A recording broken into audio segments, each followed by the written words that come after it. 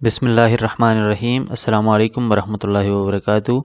Speedy moisture test AASHTO T217 ASTM D4944।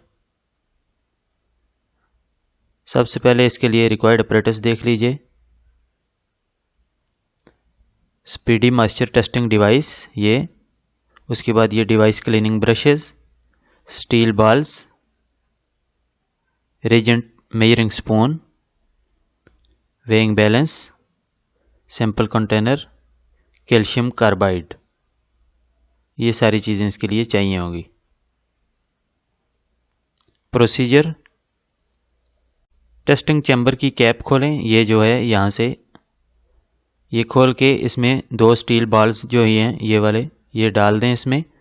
उसके बाद recommended amount of calcium carbide, यानी जो आपका अपरेटस है इसके साथ यूज़र मैनुअल बुक में होता है अमूमन ये 22 ग्राम्स होता है, या ये स्पून्स के हिसाब से उसमें यूज़र मैनुअल बुक में लिखा हुआ होता है कि कितनी स्पून्स डालनी है।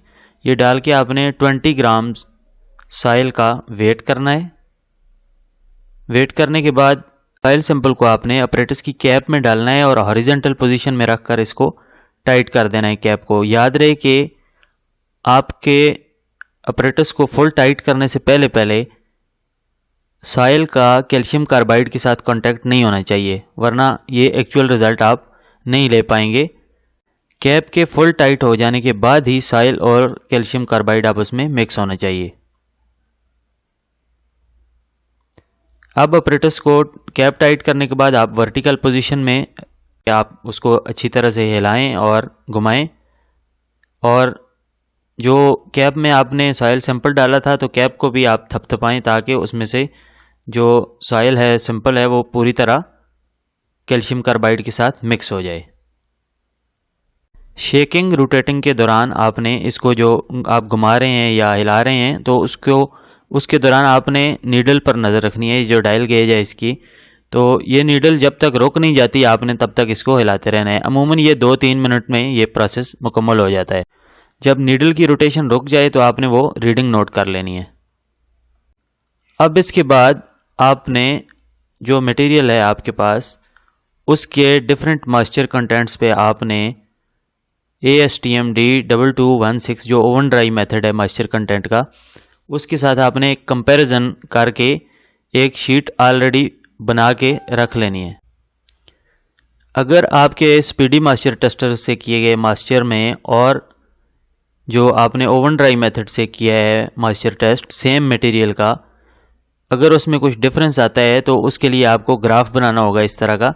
अब इस ग्राफ में ये dial reading calcium carbide tester है और ये जो है हमारे पास ओवन ड्राई मेथड के हिसाब से किया गया मॉइस्चर कंटेंट टेस्ट है।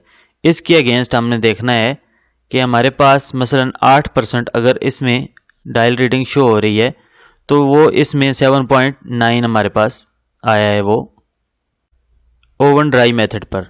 इसी तरह 10% पे भी इसमें मार्क किया हुआ है, उसके बाद 11% पे है, उसके बाद ये सारे ट्रायल्स करके इसमें मार्क किया हुआ है। और उसके बाद सेम जिस तरह लिक्विड लिमिट टेस्ट में हम एक कर्व इसमें ड्रा करते हैं उसी तरह की कर्व ड्रा की हुई है, और फील्ड में किए गए स्पीडी मॉइस्चर टेस्टर के ज़रिए मॉइस्चर कंटेंट टेस्ट को ओवन ड्राई मेथड पर किए गए मॉइस्चर कंटेंट टेस्ट के साथ कंपेयर करेंगे, वही हमारा फाइनल रिजल्ट होगा। ये टेस्ट मेथड सिर्फ 5 मिलीमीटर से कम साइज़ के मटेरियल्स पर कंडक्ट किया जा सकता है। बहुत शुक्रिया। अस्सलामु अलैकुम वरहमतुल्लाहि वबरकातुहू।